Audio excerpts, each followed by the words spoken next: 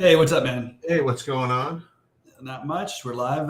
Just trying to make sense of this little slate and figure out how not to play everybody from the San Antonio game.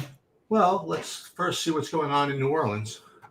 Yeah, we need to know about Zion for sure. We also what was the other one that I thought? Oh, Sharp is now questionable for Portland. I think the Malcolm Brogdon thing is a better play than maybe people are going to realize. And just in case Sharp's out, you also have Scoot Henderson who could benefit, but we probably won't know that information before lock. So maybe a little bit of an example of something. Obviously Simons becomes a better play as well. Maybe trying to spend up a little bit in that game and run it back with Booker or Durant and then or Nurkic and using the value from San Antonio. That's something I'm considering. But it does feel like, it's going to be hard to get away from. I said at least two earlier. I think it's probably more like at least three San Antonio players. But the problem is, like I said, if you get the wrong end of the blowout run, guys like Keldon Johnson, Vassell, even Sohan to some extent, and even Branham, all of those guys could be out like the whole fourth quarter potentially in this game. So, and Collins obviously too. So I'm just a little bit worried about it, but I feel like we should still embrace it and maybe play some of the lower owned guys from that game. Like who? Chetty Osman. Yeah. Champagne. Probably more Chetty Osman would be the realistic one that I consider. I mean, so here's maybe this is way overthinking it, but to me, like the idea of playing Collins and whatever his name is, Samu or whatever. Yeah. Like if you play them both together, you're basically getting, in theory at least, like 48 minutes of center for 8K, right? It feels like something to do in cash. You know what I mean? It doesn't feel like something I want to do in like the fadeaway. You know what I mean? Like I don't know. I mean, to play those two like that, there are centers that could smash tonight besides those two. Sure. So I think that depending on what contest you're in, I think you can make a case for doing max one of those. They both look like great plays, right?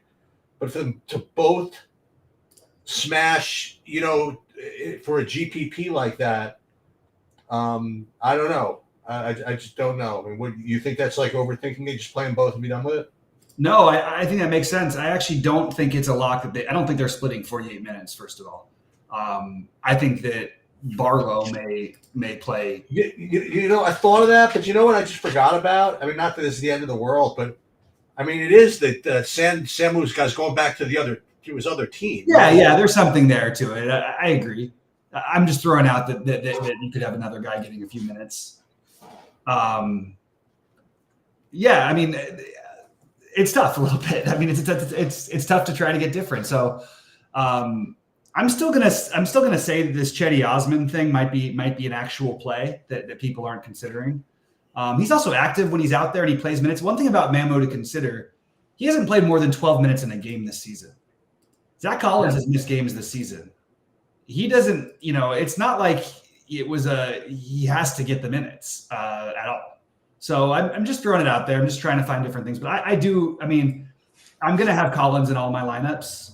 His projection has come down quite a bit, but I don't even care. He still projects so much better than everybody else. I think that Collins is the guy. And now I think that with the official word on Porzingis, I do think that the natural spend up if you're not using Giannis is going to be Tatum. And I think that other than that, you're going to get all the mid-tier stuff, Jaylen Brown, Keldon Johnson, Vassell. I think Simons will have a pretty decent amount of ownership. Those are the guys who I think that's the guys who people are going to play. So one thing I was trying to do is dig into seeing what they were going to do in Memphis. And I don't buy this coach speak, but this is exactly what Taylor Jenkins, the coach of Memphis, said about Ja. He said, we're not going to go out there and play him a million minutes. We're not trying to. We're going to have his minutes monitored as he plays, but there's no minutes limit. So that doesn't really mean much. I think if the game is close, you could still potentially get 36 minutes, but maybe it's enough to where it's taking me off of what was my favorite get different play on the slate. Also, I don't know what the hell's going on. He's been practicing with the team. Why is that even the case? You know what I mean? Just let him go out there and do his thing. He should be in basketball shape by now. I think he is. If he is, then there should be no comment about him. Yeah, but the thing is, he was only playing like 32 minutes anyway. I mean, like, what is that? What do you mean? My point is that is that it's not as if he's going to play 36 minutes. Oh, I think that if in this kind of a game, if it's close, he could play 40. Oh, okay. Because I think that even when he was playing, he was only playing like 32 minutes. That's only because Tyus Jones was there, and Tyus Jones was the best backup point guard in basketball. So, yeah, this is a very different situation to a team that's just completely crumbled. Anyway, so obviously whatever happens with Zion will have some effect on all that stuff, I think, to some extent. Well, also guys like Najee Marshall are going to be in play if Zion's out for other value. You get a bump for all the studs from New Orleans, which will be where everybody goes. But I think Trey Murphy will still be a little bit underowned if Zion's out. So that's sort of the way I'm treating that. But we'll know that's obviously the first game. Well, let's see who starts if he's out. Is Dyson Daniels going to start, or is Trey Murphy going to start? It's a good question. I would imagine I don't care if Trey Murphy starts or not. So it's pretty meaningless to me because I don't think Dyson Daniels has any minutes in him anyway. That's not true. If Dyson Daniels starts, I guess 4K you're going to have to consider it. Even though I'm not thrilled about it. So anyway, so that's that. Look, if you and maybe you're right. Maybe if you want to just take a bold stance, doing the one of Collins or Mamu is. I mean, that was initially what I was going to do this morning, but I just can't. I just think they're going to if the minutes are close to correct, I think you're going to get plenty of a high score from those two guys. Yeah, you're using up an extra spot, but I don't know. I think I agree with you. Yeah. I'm just trying anything. I currently I shouldn't even say currently. It's ridiculous. It depends what happens with Zion. But currently, where I'm light is on Giannis actually. Your light is on Giannis. Yeah.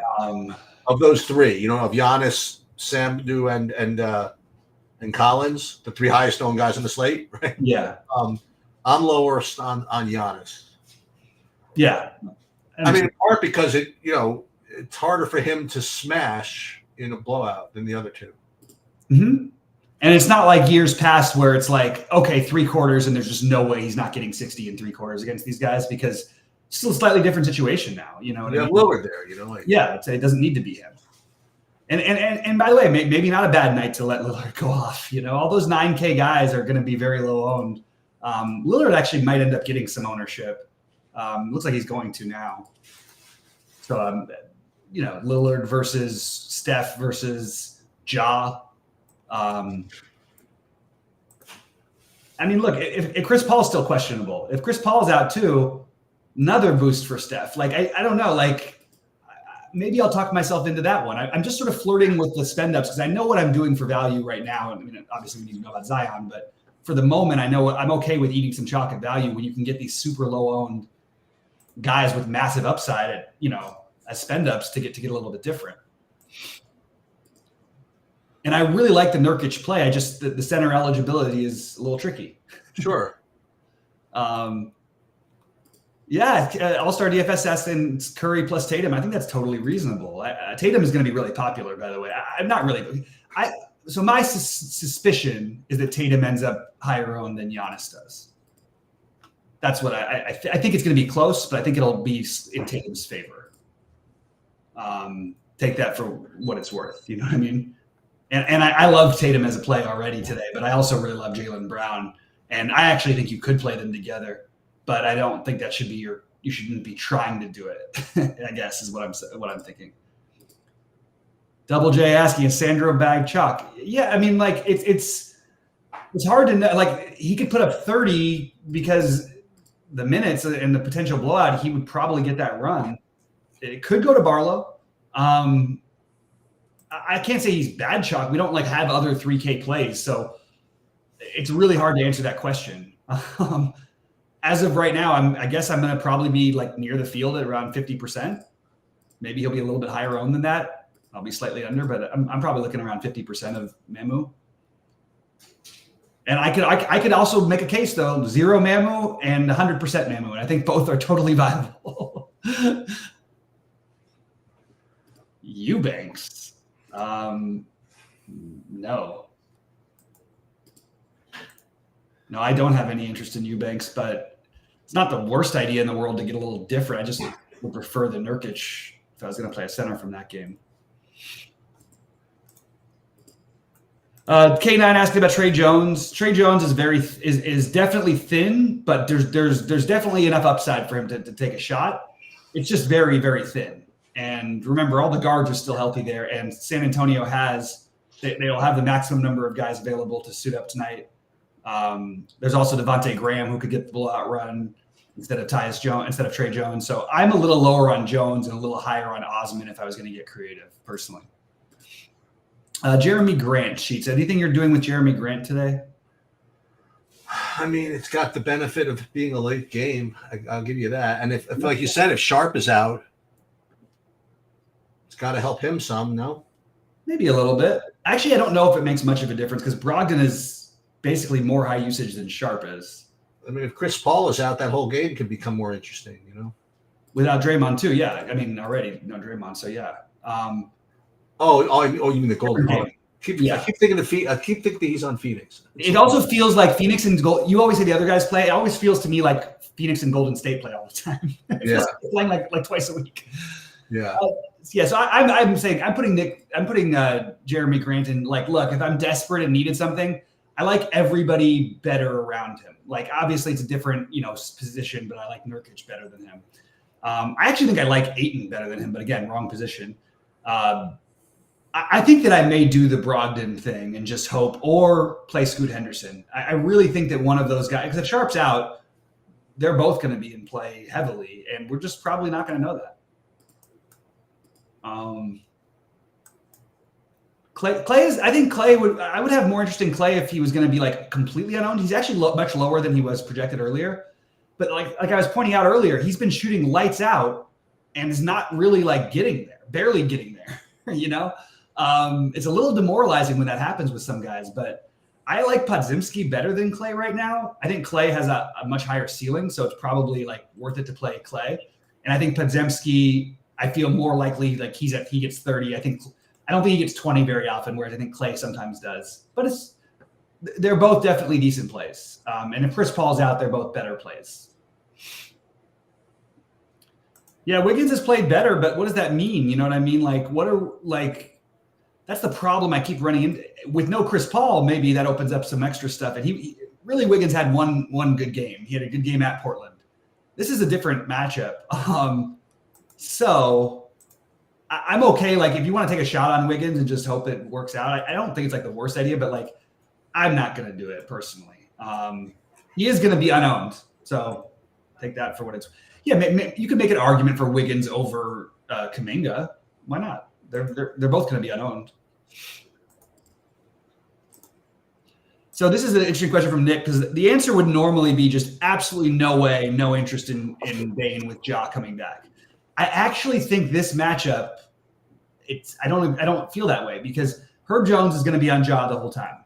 He's probably one of the best 5 perimeter defenders in the NBA. But they're also going to just run that high screen with Ja, so whatever, it'll just shake off. But I think that you could see a big game out of a low-owned Desmond Bane here. It's probably a little bit higher than you'd want to spend, but I don't have any issue with it as a get crazy play. I like Chris Paul better than I like Desmond Bane. I like Steph Curry better than I like Desmond Bane tonight.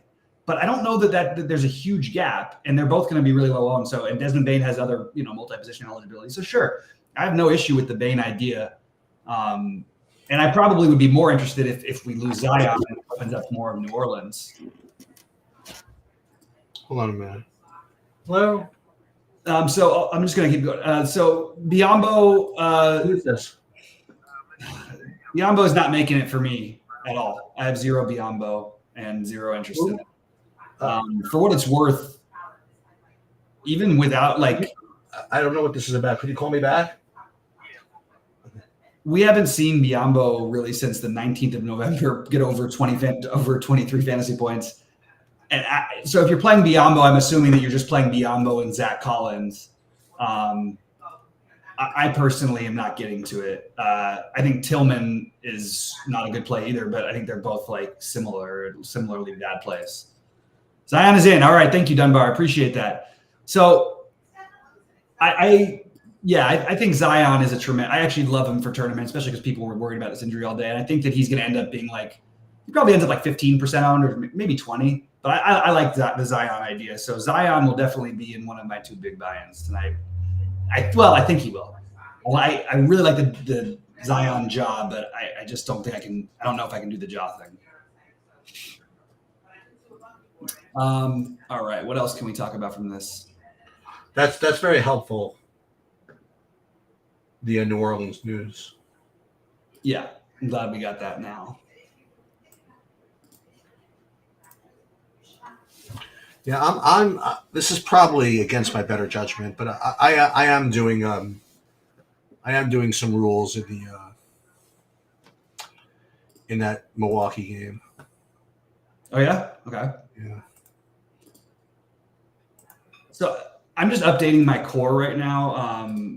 It's basically exactly what you guys would think it would be. I personally have Tatum as the. I actually think Tatum is probably Tatum and Giannis for cash games are both really close. I think. Tatum and Giannis, you think so, huh? I mean, Tatum's 1,500 cheaper in a rivalry matchup against the team that knocked you out, that beat you, and Tatum is probably too cheap as it is. Great matchup. Nobody to really guard him. They really don't have anybody to guard him with no Draymond. And you remember they're coming. They've played 4 games in a row against the slowest teams in the NBA in Orlando and Cleveland, Boston, and before that they had the Knicks. So we haven't really got to see them play against a fast team recently, and I think it's affecting Tatum's like his fantasy points for sure. It's affected, but I actually was going to say it affects his projection, but they seem to have picked it up tonight because early on he was projected 42 fantasy points, and I'm like, that's ridiculous. He should never be projected less than 50 here. But I think Tatum is the guy. Tatum and Giannis. By the way, though, I really think Tatum is going to end up being just as owned as Giannis, if not more.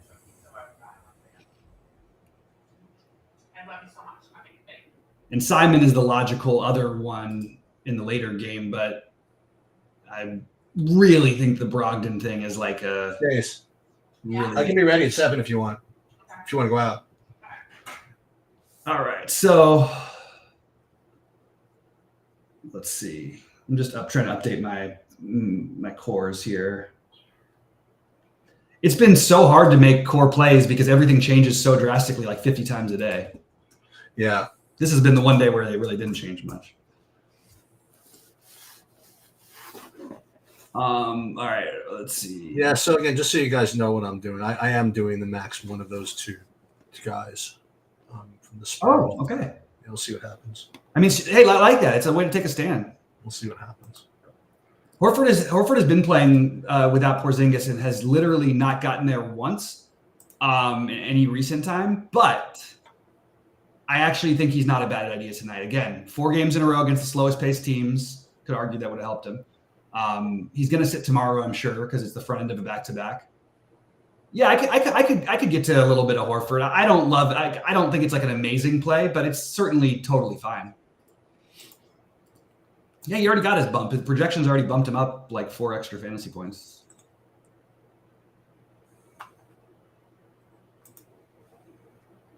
All right. So any questions, guys? Keep popping them in. Keep saying dots. Please give the like and all that stuff. If you're not subscribing, subscribe, all that stuff. Maybe Sheets, you're onto something. And what you're going to end up with, I think, is quite a bit of Nurkic if you do that. I'm getting Nurkic in my big buy-in, actually, with that. And I think that's pretty awesome. Yeah, I don't mind that at all. Yeah, especially because his ownership it's really hard for him to be over 10% owned. Because the other guys, it's really, really difficult. Yeah, I mean, worth a shot. We'll try it. The real crazy one would be to play Joval and Nurkic and just say F you. Screw San Antonio. Yeah. Screw Pop. Screw Pop. You play those guys and yeah, no, I mean, literally nobody's going to do that. So. And then it could be whatever that guy's name season is at center, whatever. Oh, Barlow. Yeah. Whatever. Give them each. They can each get 20, or they can get 20, 10, and 15 or something. Excuse me. Meanwhile, I am like officially old. There is no way that Eric Montrose died. Isn't that horrible? And that's like crazy. It's horrible. And I knew he had that disease for a while, but I didn't realize what's weird is that I thought he was like my age. He's actually a lot older than I am. Yeah. He's 52. 52. Yeah. Wild. Andre Jackson would be like the thinnest play you could probably find. But yeah, it feels like the Andre Jackson questions have to. Oh, it's from Jolly. Of course, it's because he's watching game logs. I know, Jolly. This is everybody who had a decent game anytime recently is the only guys he ever brings up. And even if they make like no sense for the particular slate, but it's look with Pat Connaughton back. I'm not getting to it, but look, they like him. It's a good game environment. I can't say that I would cross out Andre Jackson. I'm not doing it myself, but so like the only way to do those kind of plays to me is if you're going to be using the value on the other side. Andre Jackson's projected to play. How many minutes is he projected to play tonight? 7. So for even in a blowout, like they have to literally just empty all the starters, and even then, you're still going to have Portis, Connaughton, Beauchamp. He would get in, but it might be AJ Green. They sometimes let the Nasus get some run in these blowouts. I don't know. I'm not getting to it myself, but I think it's interesting. I could see it. I could see it working out on a 4-gamer, but I would definitely not put it in any big buy-ins. How is he? No, none of that's right, Jolly. First of all, Zach Collins is not playing against Giannis. He's matching up with Brook Lopez. Second of all, he's not over-owned. I don't know what that means, over-owned, because unless he's 100% owned, then he can't. I don't think he's over-owned. Collins? Yeah. Yeah, it's a tough fade. It's a really tough fade. I mean, he certainly can get into foul trouble, but then he'll come back. You know what I mean? Like, whatever. Yeah. I mean, we were playing him at 6K when everybody was healthy. You know, it's like, yeah. So Nick brings up an interesting question, a question that I want to address. He says, should we be talking about KD and Booker more? I mentioned those guys as plays and the other thing, but like how many plays do we want to recommend really? Like, I don't even feel great about I'm mentioning all the guys who have like the upside, and those are 2 of them, but those are like going to be higher owned ones. I think Tatum is a better play than either of them. I think if you want to play them with Tatum, that's okay. That makes sense. And that's going to be a little bit lower owned, but still probably like, I actually think a lot of people will do that. They'll use the value and they'll play one of KD or Booker, probably more KD. And Tatum. So I don't think you're getting that far different, but I'm certainly okay with both those guys. I think I would lean. Usually I lean Booker, but KD is just tortures this Portland team forever. I don't know why, but he always has. he torches everybody, though. Yeah. Yeah, that's fair. Also, I think he just liked to personally get into shootouts with Dame Lillard back in the day. Yeah. So I have the rank. Like, I think Tatum and Giannis are the best spend ups, but I think that the guys I'm going to end up using, I'm going to probably play more Jaylen Brown in the mid tier and then use my 9K thing for Steph, or if I have the balls, Morant, just to get way off the board in the spot, you know?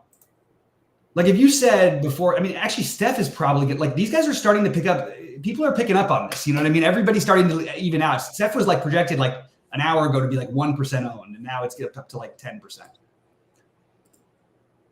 All right, Keldon. Why do they think that Paul might be out? I think that this speculation because they didn't announce anything with Paul has probably driven his ownership up. Chris Paul's actually got the highest ownership projection on that team. Maybe Kuminga could do something. Yeah. Yeah, I don't like playing that Kaczynski guy in fantasy. I don't know. Really? Yeah, I don't know. It just didn't seem active enough for me. Oh. I feel like he's really active. Yeah, I don't know. He goes in and out of it. But his usage rate is I believe it was the second highest on the team when he's in there. No, it's a little bit, it's just below Clay, barely below Clay's. That's what it is. Any thoughts on Jackson for Memphis? I'm not playing Jaren Jackson tonight, but I don't think there's anything wrong with it. I'm not getting there. No. I do still like the Vince Williams a little bit if he in fact is starting, and if he's not starting, if Roddy starts or something, I think Roddy's totally fine too. So I think I just play whoever starts there.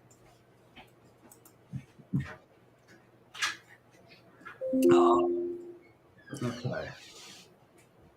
Looking around to see if there's any other screaming values that would open up if for some reason if Chris Paul does sit.